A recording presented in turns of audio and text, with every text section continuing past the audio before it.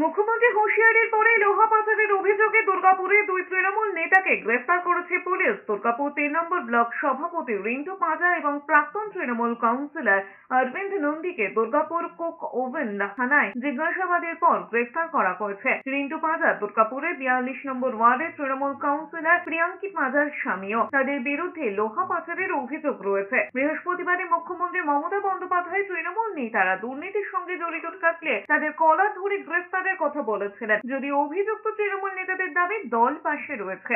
এদিকে দুই তৃণমূল নেতার গ্রেফতারিতে বিজেপি কংগ্রেসের দাবি পুরোটাই আইওয়াশ। বলার কিছু নেই, আমার মনে হচ্ছে ওদের গোষ্ঠীদ্বন্দ্ব, টাকা পয়সা ভাগ বটারার সমস্যা, তাই এই ধরনের অ্যারেস্ট দেখানো হচ্ছে। দুজন লোককে অ্যারেস্ট করা কেন হলো? হয়তো তারা পার্টির অনুকূলে যাচ্ছিলেন না, হয়তো কোনো চক্রান্তের শিকার, হয়তো কোনো গোষ্ঠী সমস্যা হয়েছে, টাকা পয়সা ভাগ বটার সমস্যা হয়েছে, তাই এদের এই ঘটনা ঘটছে।